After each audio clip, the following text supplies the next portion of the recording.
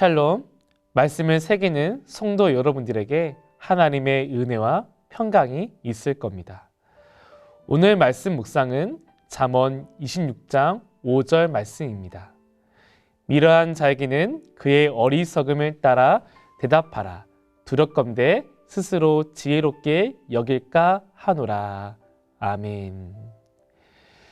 이 잠언에서 말하는 지혜는요, 하나님의 뜻과 인간의 생각을 구분하게 해줍니다. 또한 선과 악을 알며 하나님의 말씀대로 사는 길을 제시해 줍니다.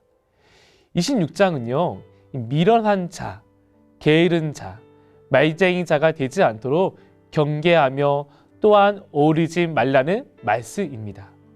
그리고 이 중에서 가장 크게 피해야 할 것은 바로 스스로 지혜롭게 여기는 겁니다. 성경에서 스스로라는 단어는요, 유일하신 여호와 하나님을 나타낼 때 쓰입니다. 스스로 지혜롭게 여기는 것은 여호와 하나님이 내 삶에 필요 없다라고 선언하는 것과 같습니다. 아담과 하와가 이 선악과를 먹게 될 때 사탄의 유혹은 이러했습니다. 너희도 하나님과 같이 되어 선악을 할 줄 하나님이 아심이니라. 아담과 하와는 스스로 지혜롭게 여기는 삶을 선택합니다. 스스로 지혜롭게 여기는 것은 오히려 하나님을 피하게 되며 멀리하게 되며 하나님 앞에 나오지 못하게 합니다. 이 지혜는 하나님의 뜻을 따라가며 동의하는 삶을 살기 위해 우리에게 주신 말씀이기도 합니다. 그래서 오늘 말씀에서 미련한 자가 되지 말도록 스스로 지혜롭게 여기지 말라고 친히 알려주는 말씀입니다. 16절 말씀입니다. 게으른 자는 사리에 맞게 대답하는 사람 7보다 자기를 지혜롭게 여기느니라. 아멘. 게으른 자에게도요, 나타난 특징이 자기를 지혜롭게 여긴다라는 겁니다. 말쟁이도 스스로 지혜롭게 여기는 특징이 있습니다. 25절 말씀입니다.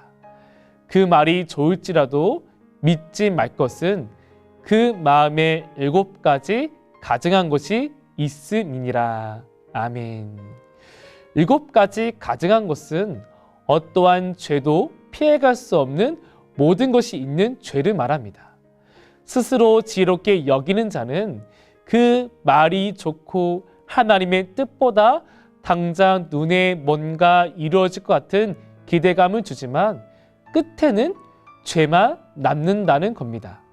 스스로 지혜롭게 여기는 것을 피할 때 우리는 비로소 하나님의 뜻을 따라 살아갈 수 있습니다.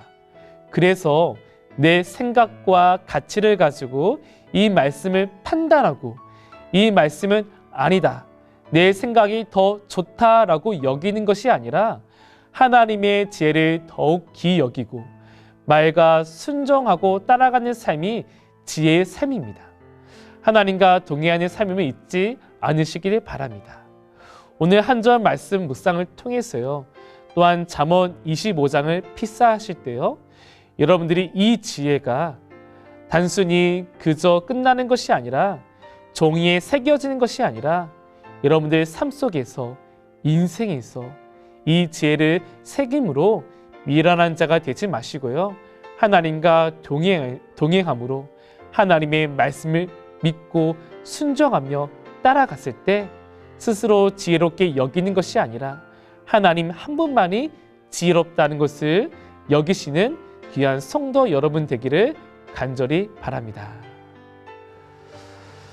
하나님 아버지, 오늘도 우리에게 귀한 지혜의 말씀에 주심에 감사드립니다.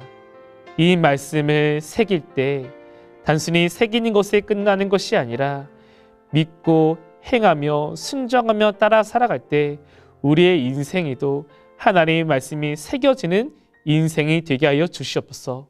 미련한 자, 게으른 자, 말쟁이 같은 자가 되는 것이 아니라 스스로 지혜롭게 여기는 것이 아니라 오직 유일한 여호와 하나님만의 지혜롭다는 것을 우리가 알게 하시고 우리의 생각과 가치와 판단에 따라 살아가는 것이 아니라 하나님의 말씀에 따라 살아갈 수 있는 저희 되게 하여 주시옵소서. 주님께서 저희를 인도하시고 함께 나을 것을 믿사오며 예수 그리스도 이름으로 기도드립니다. 아멘.